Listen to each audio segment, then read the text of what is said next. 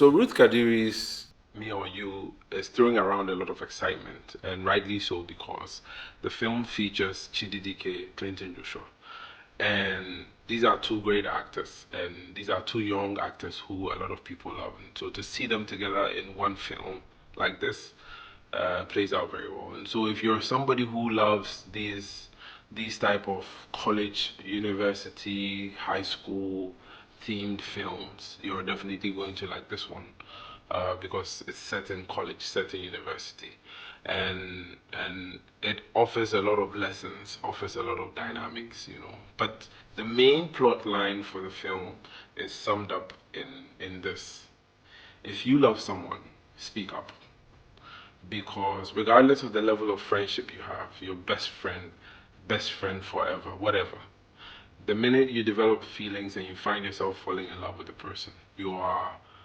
better off and you're doing yourself a lot of good by opening up and saying how you feel.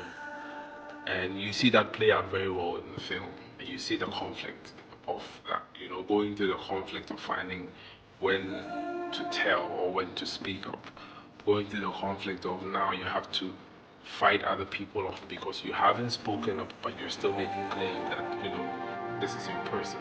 So the film features Chidi Dike, who plays Chris, features Clinton Joshua, who plays Annie, and Chai Wakama, who plays Kayla. And film revolves around these three people, and there are some other characters, you know, in the subplot and all that. But the film also explores the cost of adultery, you know, like what adultery does to a family, what adultery does to a child, what separation does to a child, especially when it's not what, you know, some people frame as we fell out of love with each other. You know, that is different. But when one person in a marriage commits adultery, then you're setting the family up to fail. You're making an indent on the children, on your spouse, you know. And you know that as fathers, as husbands, we cannot fail. We cannot fail our kids. We cannot fail our wives, you know. So as husbands, that's the dynamic for husbands. For fathers, you can't fail your kids, and you could clearly see that even if the father felt like he didn't fail, for him, failure meant that he was not taking care of him, of any. That's what the father's dimension or understanding of failure is. He didn't understand that he had failed by not staying with their mother. He didn't understand that he had failed by not staying faithful, by cheating and remarrying. If you want to remarry, remarry. But remarry after you've walked away. Don't cheat and walk away and now go and marry somebody else. It doesn't make sense. It doesn't make sense to the family. It's a bad precedent that a lot of people set for others, you know. And when other people do it, some other people feel like it's okay, it's normal, but it's not normal.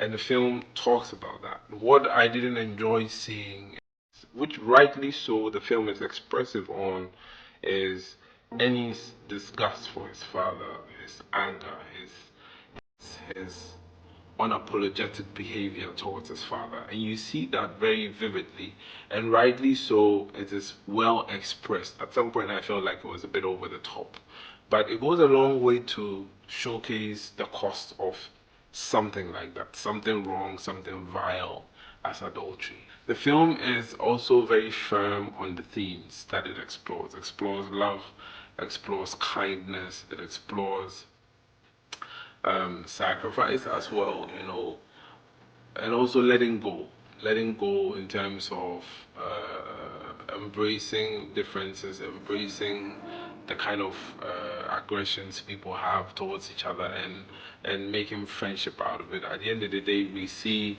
a blossoming friendship at the tail end of the film. My only reservation for the film is that for a 2 hour film, it doesn't really exhaust all the dynamics when it comes to the people who are involved in the story.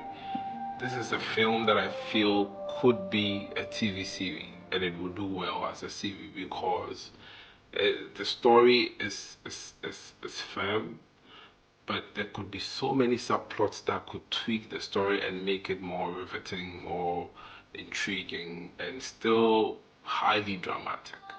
You know, we could introduce Clinton's father's new wife and the family there, could weave a web for that probably might eventually link up to Kayla, something, something. And I feel like if that dynamic were expanded, you could have a lot more interesting tales to tell in that space.